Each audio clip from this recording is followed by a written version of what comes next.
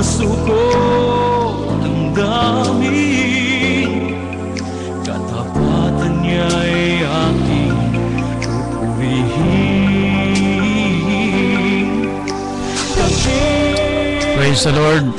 Dalaygon ang Diyos pag-usab maayong gabi sa mga kahigalaan namo, mga kaigsuonan nga mga suking tigpaminaw dinhi sa programang Oras ng Katotohanan. Kaya pag-usab nagapasalamat kita sa Diyos sa padayon niya nga paghatag kanato og kahigayunan aron nga padayon nato nga maiwali ang pulong sa Diyos sa atong mga kahigalaan nga gusto nga makakaplag og kamatuoran gikan sa pulong sa atong Ginoo. Kaya nagakalipay kita nga gihatagan usab kita higayon nining istasyon para malaya nating maipangaral ang salita ng Dios. Kaya pag-usab maayong gabi sa tanan nga nagapaminaw sa tibuok nga kalibutan, live sa internet ug sa mga naabot sa Muse Radio 92.7 FM. Mayong gabi sa matag usa kaninyo. Aron nga gabi mga kahigalaan, bago kita tuon sa pulong sa atong Ginoo, ato kini nga itugyan sa mga pag-ampo. Kaya kung naa kamoy mga problema, mga suliran, kalisdanan, mga balatian, padayon ninyo kini nga iuban sa atong pag-ampo nga pagabuhaton kay nasayod kita nga ang Dios mao'y gamhanan nga magatabang kanato, kay ang dili kaya sa tao ay kaya sa atong Ginoo. Ug inyong tuhuan nga ang Dios nga among giwali ay gamhanan nga mao ang mag-aayo kaninyo. Praise the Lord. Dalaygon ang Ginoo, mag-aampo kita. Langit nun nga among amahan nga naa sa mga langit. Karon nga gabi nagapasalamat kami sa imong mga kaayo, sa imong mga pag-amping kanamo sa adlaw-adlaw. Salamat Ginoo nga ginabantayan nimo kami luyo sa daghan nga mga kalisdanan, daghang mga problema nga nagaabot sa among mga kinabuhi. Salamat kay ikaw ang Dios nga wala nagapasagad. Kita namo nga ang imong grasya wala nagakulang kanamo. Sa panahon nga naa kami sa mga balatian, ikaw nagaayo. Sa panahon nga naa kami sa mga kalisdanan, ikaw ang nagatabang kanamo. Kaya ang among mga pag-ampo karon nga gabi tabangi kami o Dios nga ang imong balaan nga espiritu mao'y magapuyo kanunay sa among kasing-kasing. Kay ikaw nag-ingon ang mga tawo nga may bunga sa imong espiritu na ang kalinaw, na ang paghigugma, na ang pagpailob. Kaya ang among mga pag-ampo nga tabangi kini nga o Dios magapuyo diha sa among mga kasing-kasing. Kaya ayaw itugot nga ang magahari sa among mga kasing-kasing ay ang mga kaaligot-got, ang mga kasuko, kundi tabangi Ginoo nga ang magapuyo sa among kasing-kasing ay ang paghigugma nga nagikan diha kanimo. Kaya sa among mga higala nga naay mga problema, naay mga suliran, ikaw magatagbo sa ilang mga gikinahanglan. O Dios, nagatuo kami nga ang tanan nga mga nagapaminaw hatagi sila landagi ang ilang hunahuna nga ang mga pulong nimo nga ilang pagapaminawon ay mabatunan nila. O Dios, dawato nila nga may pagpaubos. Kuha ang mga garbo sa ilang mga kasing-kasing. Kinasayod kami Ginoo nga ang garbo ay gikan sa kaaway, gikan kay Satanas. O Ginoo, ang among mga pag-ampo nga karon nga gabi ang imong espiritu mao'y magahari sa matag usa kanamo. Kining tanan among ginatugyan diha kanimo, ginapasalamatan kanamo. Amahan nga among Dios, pinaagi sa pangalan ni Kristo Jesus, mao ginang among pag-ampo. Amen and amen. Glory to God. Dalaygon ang Dios.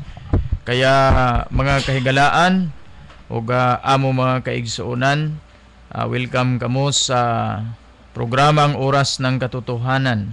Kaya karon nga gabi manghinaot ako nga atong ablihan ang atong kasing-kasing, ang atong hunahuna aron nga ang mga pulong sa Dios nga atong madunggan ay masabtan kini nato. Ingon gani nako sa inyo kami nga mga magwawali dinhi sa radio, may kanya-kanya kami nga pagpapahayag sa pulong sa Ginoo ug nasa inyong mga tigpaminaw ang mga kahigalaan ng desisyon. Kamo ang angay magdesisyon kung unsa ang inyong napaminawan. Basta ang amo lamang nga katungdanan ay iwali kaninyo ang pulong sa Dios, dahil siyempre mga kahigalaan, alam niyo yung may mga baruganan, bisan na tinuod pa ng imong gibasa dinhi, mga kahigalaan, lisod niya pagadawaton, labig kung involve mga kahigalaan ang personal. Yan, halimbawa kung kung ang usa ka magwawali ay diha siya mga kahigalaan, daghang maapektuhan kung siya ay muhawa diha sa iyang kahimtangan, kaya bisan nahibalo na siya nga sayop ang iyang gibarugan o panindugan niya, kay nganuman nahibalo siya nga mga kahigalaan daghan ang maapektuhan. Kaya kamo lamang nga mga hinigugma namong mga tigpaminaw, maoy magbalansi sa mga pulong nga inyong nadunggan, o wala man namo kamo gipugos nga patuhuon sa amua, o halimbawa sa kuha dinhi sa oras ng katotohanan, dili ko kamo gipugos nga mutuo mo sa kuha. Ang akong katungdanan nga ipaliwanag, ipaabot kaninyo ang pulong sa Dios. Kung inyo kining dawaton o inyong tuhuan, ang Dios ang magapanalangin kaninyo. Pero kung dili ninyo tuhuan, wala ko'y mahimo, kay dili naman ako ang gagunit sa inyong hunahuna. Yan, ang akong katungdanan dinhi, ipaliwanag ang pulong sa Dios bilang magwawali, mga kahigalaan, og naa sa inyo ang desisyon kung unsa ang inyong buhaton, kay kamo ang gagunit sa inyong hunahuna. Kamo ang gagunit sa inyong desisyon. Glory to God. Kaya karon nga gabi may usa ka tiks kitang nadawat, mga kahigalaan, ng iyang pangutana, pwede bang magwali nga dili magdawat og halad o tabang nga gikan sa mga nawalihan? Mao nang iyang pangutana, pwede bang magwali nga dili magdawat og halad? Mga kahigalaan, kana nga pangutana ay ato kanang hatagan karon og higayon, mga kahigalaan, alang-alang sa atong mga tigpaminaw, aron nga di nato ma-misinterpret ang ginabuhat nga mga pagwali sa pulong sa Dios. Una, gakaingon ko kanimo nga nag-text nga kami bilang magwawali, bisan walay muhatag o dili kami magdawat og halad, pwede kaming magwali. Ayaw hunahuna nga kami gawali kay dahil sa offering, dahil sa hatag sa mga tao. Kana mga kahigalaan, kana ay hunahuna sa mga tao nga mahugaw ang hunahuna nga ang pagwali ay hunahuna nila pangwarta ang pulong sa Dios. Yan, mga kahigalaan namo sa Ginoo. Pwede kami magwali bisan di kami magdawat og halad sa mga tao. Ngano man, hindi naman kaluluoy ang among church. Kaya kaming suportaran sa among church dahil hindi kami gamay. International kami. Og ang among mga igsoon, for your information, nga dili naman sila mga ingonato nga mga patay gutom. Yan, kaya nilang i-provide. Halimbawa lang diri sa Mati, ang atong church building, ang atong lote ay donate sa atong usa ka igsoon nga engineer.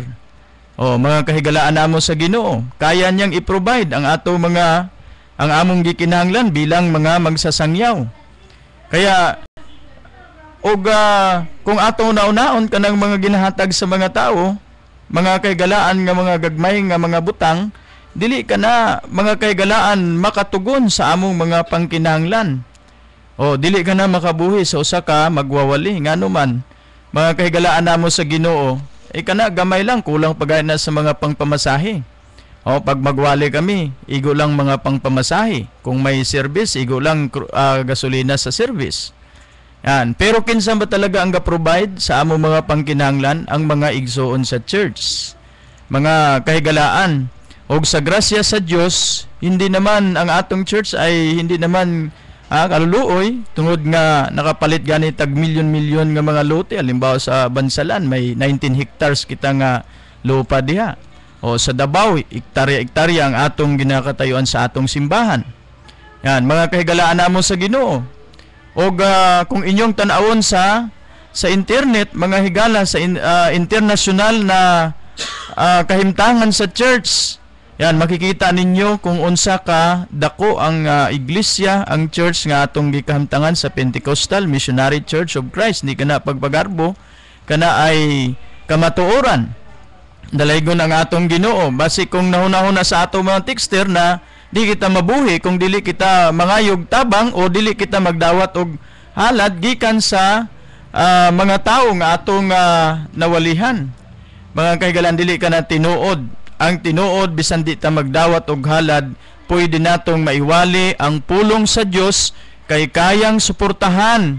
O, mga kahigalaan, kaya kita gani ang gapadalag mga misyonary sa laing nasod. Yan, mga kahigalaan namo sa Ginoo, walay Amerikanong gasuporta sa ato. Ang gapadala og misyonary sa laing nasod ay kita dinhi sa Pilipinas. O, dalaygon ang atong Ginoo. May mga kaugalingon kitang radio station. May mga programa kita adlaw-adlaw sa television. Mga kahigalaan namo sa Ginoo. Kaya pag-ingno nato base nauna-una sa atong texter na dili ta mabuhi kung dili ta mangayog tabang o magdawat og halad gikan sa mga tao. Nagkakamali ka texter ngano man. Pwede kaming magwali bisan dili kami dawat og halad gikan sa mga katawhan. Pero kung dili kami magdawat og halad sa mga tao, wala kami kasunod sa formula sa Dios. Pwede kaming magwali bisan walay paghalad. Pero mga kahigalaan, pwede kaming magwali, pwede kaming magtrabaho. Sama sa uban yung mga pastor may trabaho.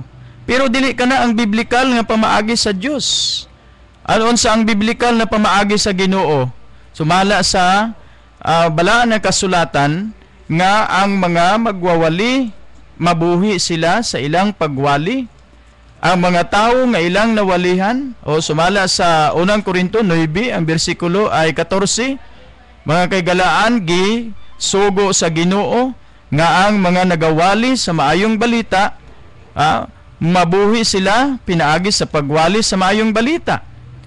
Sa Galacia 6 ang bersikulo ay 6, ang ilang nawalihan, ang ilang natudloan sa Kristohanong mga pagtulunan, maoy magatubag sa ilang pangkinahanglan nga material. Mga kahigalaan, kaya ang magwawali sama sa sundalo. Ingon ni Apostol Pablo sa 1 Korinto sa 9 ang bersikulo 7, nga ang sundalo dili siya magasto sa iyang kaugalingon nga gasto. Dili siya pwedeng magbaligya sa merkado. Mga kaigalaan, di siya pwedeng mag-ahinti og tambal. Dili siya pwedeng kuhaong private security guard. Ang usa ka sundalo, mga kaigalaan, diha siya mabuhi sa iyang pagiging sundalo. Wala na sa laing trabaho kundi ang iyang pagiging sundalo. Maupod ka na ang mga magwawali. Ayang atong ginapugos ang si Apostol Pablo nga naghimo og tolda. Mga kahigalaan, mao to ang atong kung sa Tagalog pa kublihan nato para ipagtanggol, mga kahigalaan, ang atong kaugalingon kay kita kay ang uban naapoy trabaho. Yan, nahadlok sila nga mag full time, nahadlok sila nga dili magtrabaho kay unsay ilang kaunon unsay ibuhi nila sa ilang pamilya. Ay nganong nagpastor pa man ka na naghimo ka pang magawaling, nahadlo ka di nga walay kaunon ng imong pamilya, di magtrabaho ka na lang. Dili ka na magpastor. Kay ang pastor sumala sa Biblia, ginabiyaan ang mga butang ang pakinabang sa iyang kaugalingon. Mabuhi siya sa pagwali. Mga kahigalaan, ang ilang nawalihan, ang ilang natudloan sa pulong sa Dios, maoy magasuporta. Tanawon nga nato si Apostol Pablo, kay tinuod ba nga wala siya mudawat og tabang, kung siya ba ang nanghatag og tabang sa mga igsuon sa iyang pagwali. Tanaw nato mga kahigalaan, kung si Apostol Pablo ba wala magdawat og halad sa mga igsuon. Ani adinhi sa Pilipos, kung atong pagabasahon sa 4 ang bersikulo ay 16. Kay bisan pa sa Tesalonika inyo akong gipadad-an sa makausa og unya. miusab pagayod kamo alang sa akong mga gikinahanglan. Nung si Pablo ato ana sa Tesalonica, mga kaigalaan, ang mga igsuon sa Filipos nagpadala gihapon og tabang sa iya para suportahan ang iyang mga kinahanglan. Naghimo pa ba siya tent? Wala na. Mga kaigalan, ingon ko gani, okasyon lang tong gihimo ni Pablo. Wala ko na mabasa nga nangayog pasaylo si Pablo. Mga kaigalaan, wala gibasa ang sa unang Korinto o ikaduhang Korinto 12, ang bersikulo ay 13. Lay ang gibasa. Ano ang pahayag din ni mga kahigalaan? Masahon nato ang pulong sa Ginoo kung sa ingon ni Apostol Pablo, kay unsang butang nga nakapahimo kaninyog ubos sa uban nga mga iglesia. Gawas nga ako wala makasamo kaninyo, pasaylo ako ninyo niining dili katarungan. Mga kaigalaan, unsa na? Pasaylo ako ninyo sa kining dili katarungan. Nganong dili katarungan?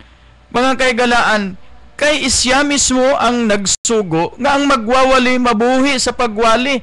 O kini nga higayuna, kini nga butanga, nagtrabaho siya para nga dili siya maging pabugat sa mga igsoon, dili siya magkasamok. Mga kaigalaan, mao nang iyang gipangayuan og pasaylo. Nga buting nun, mali o sayop ang iyang gibuhat nga magtrabaho siya. Paghawa niya diha sa Macedonia, mga kaigalaan, sa iglesia sa Corinto, nung niadto sa iglesia sa Tesalonica, nagtrabaho pa ba siya? Wala na. Ngano man, gipadalan siya sa mga igsoon sa Filipos og suporta sa iyang mga gikinahanglan. Mga kahigalaan, kay unsang ingon niya, gipadalaan ninyo ako sa usa ka bisis og di lamang sa usa ka bisis kundi sa daghan nga higayon para sa akong mga gikinahanglan. Yan, mga kahigalaan. Ay ang uban, gikan nung magpastor hangtod karon ga trabaho, hindi lang okasyonal, dili lang emergency. Mga kahigalaan namo sa Ginoo, kundi gihimo na nila nga legal. Ang uban wala ga trabaho pero sweldohan, bayaran sa ilang pagiging pastor.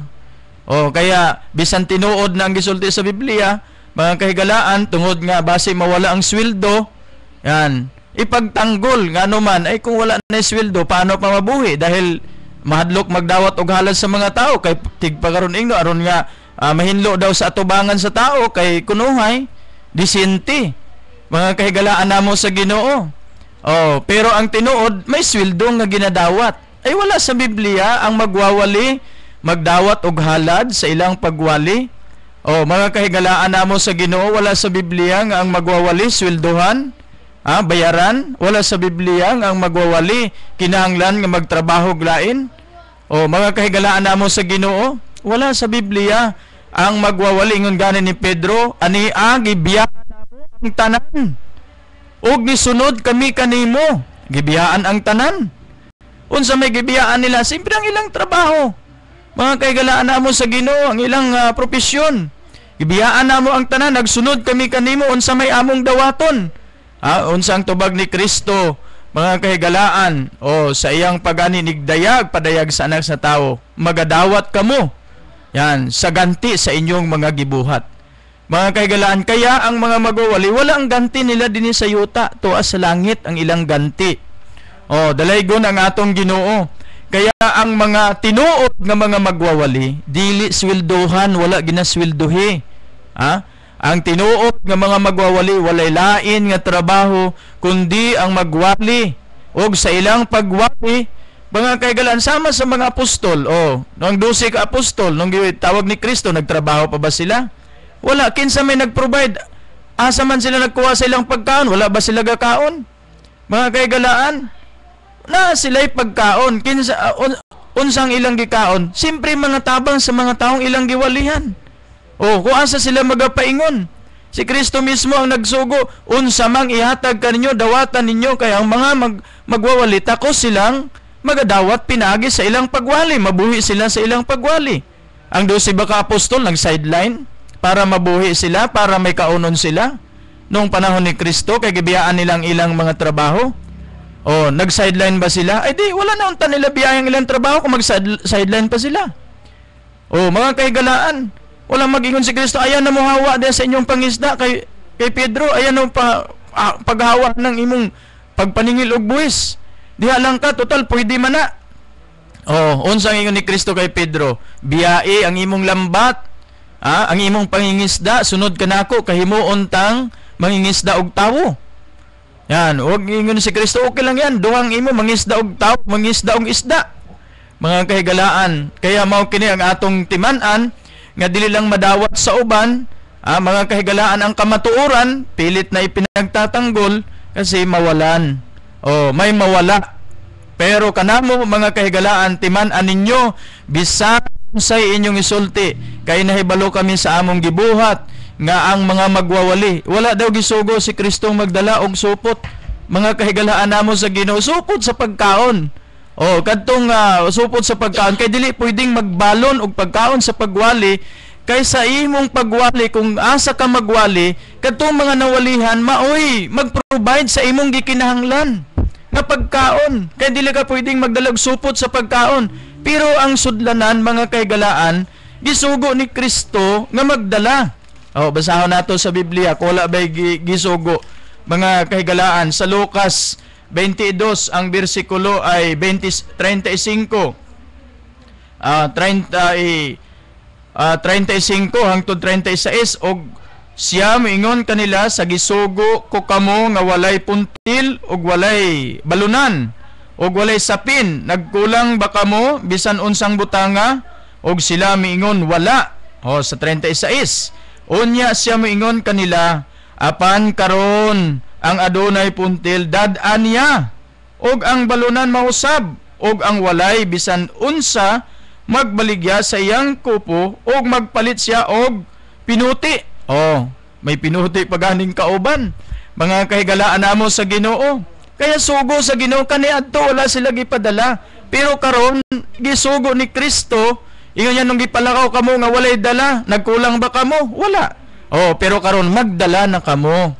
Mga kahigalaan namo sa Ginoo, kaya mao kini ang ngano man gipadala sila, kay naay ibutang, may mga tawo nga magahatag og tabang didto ibutang sa ilang sudlanan, dili nila ibulsa. Kay kung wala sila sudlanan, wala sila puntil, diretso man na sa ilang bulsa. Unsa man ang bulsa, personal, kay binubulsa, kay walay natindog na simbahan, mga kahigalaan, walay napalit nga mga yuta, mga kahigalaan namo, kay puro sa bulsa, puro sa personal nagpaingon. Pero sa grasya sa Dios ang atoa, kay wala sa bulsa ga paingon. Mga kahigalaan, para sa buluhaton sa Dios, mao nang milyon-milyon nga mga lote ang atong nabili bisan sa uban nga nasod. Sa grasya sa Dios nga anuman, ang atong pagwali dili bayaran. Kaya timan-an ninyo, ang offering dili bayad sa pagwali.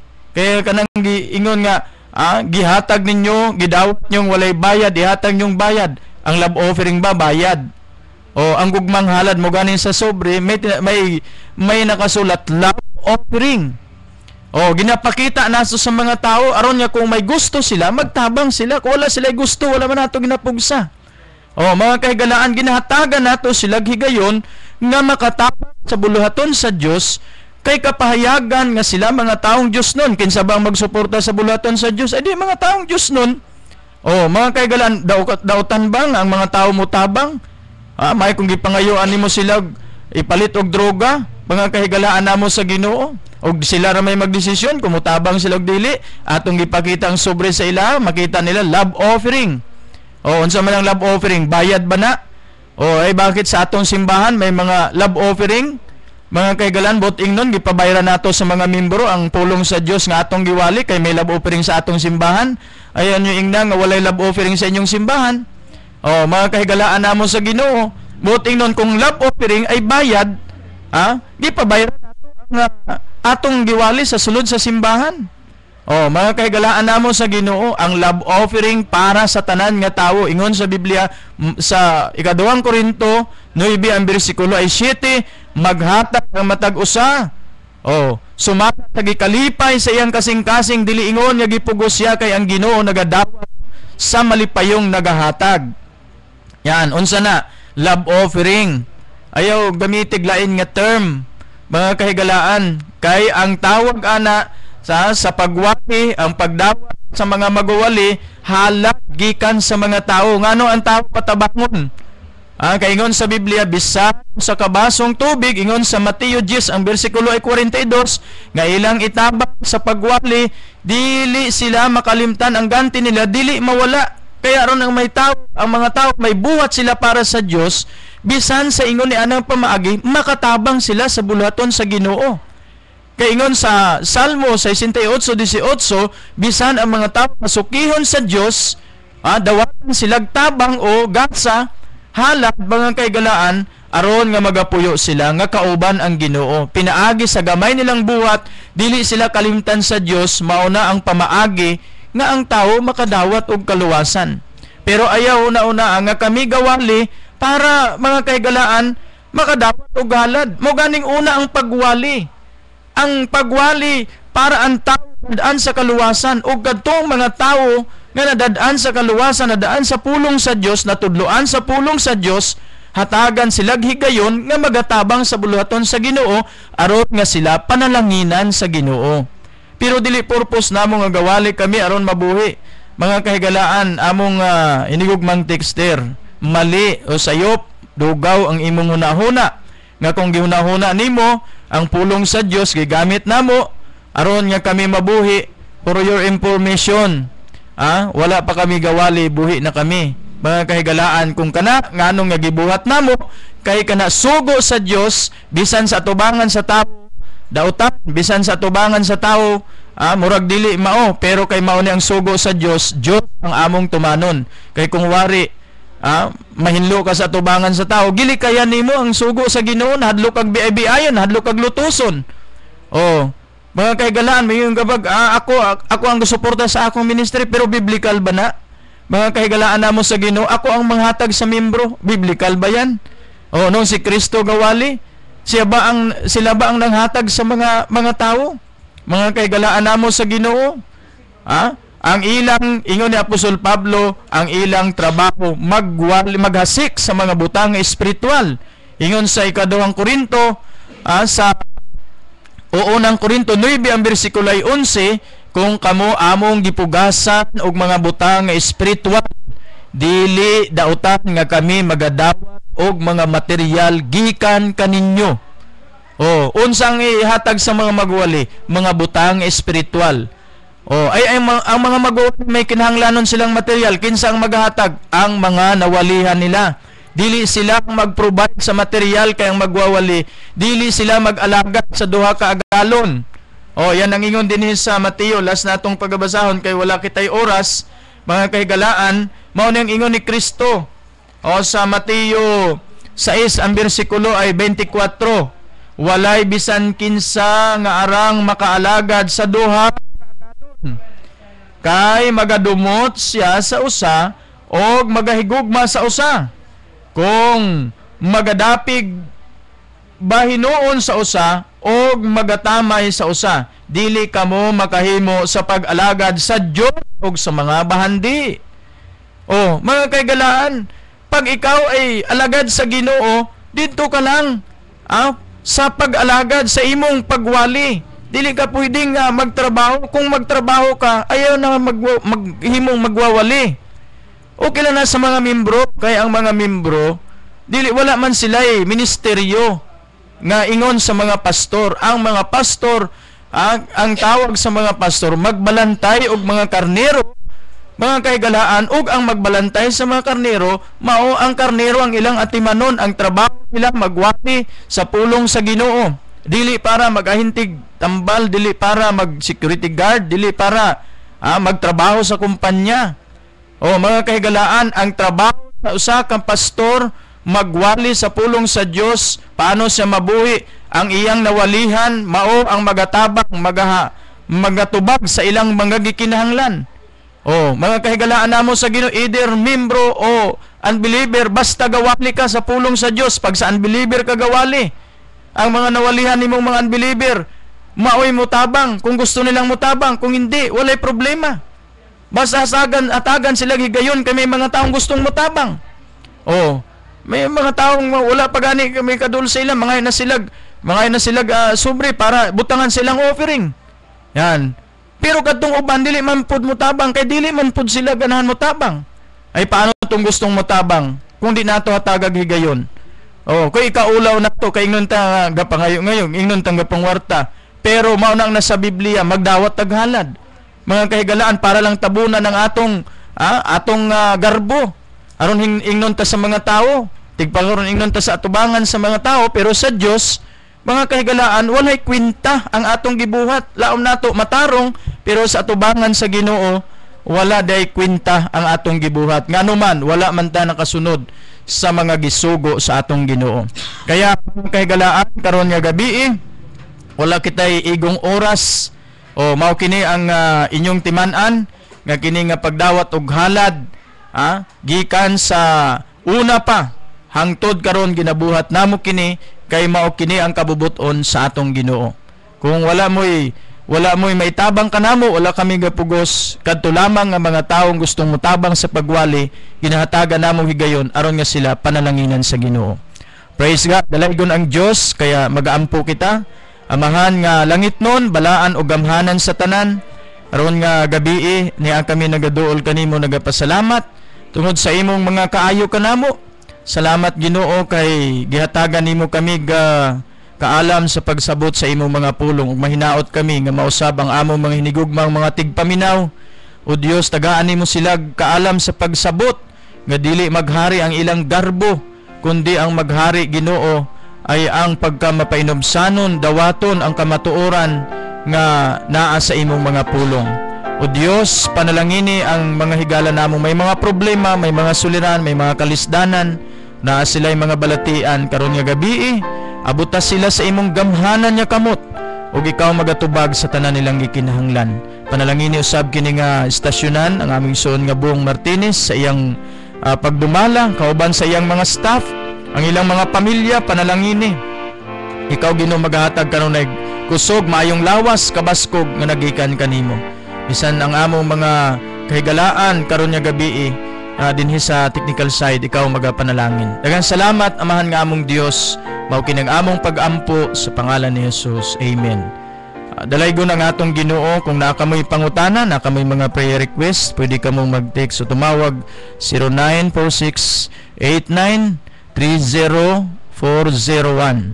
Usbon ako kung naa kamoy mga pangutana o mga prayer request, pwede ka mong mutawag mag-text sa numerong 0946-8930-401 o kaya bisitahan ninyo ang among website mga kaigalaan sa www.pmcc4w.org. Kaya aron makita ninyo ang international activities ng Pentecostal Missionary Church of Christ in the Fort Watts. Dalaygon ang Ginoo. Kaya kung naakamoy mga TV, pwede ninyong i-open matag Lunes hangtod Biyernes alas 7 hangtod alas 8 sa IBC. Ang oras ng katotohanan live broadcast sa telebisyon. Dalaygon ang Ginoo kini mga kahigalaan, ang inyong alagad Pastor Lorenzo nyo. Daghang salamat sa inyong mga pagpaminaw ug mayong gabi kaniyong tanan. May God bless you. Itong araw patuloy siyang mabibigay tangnan.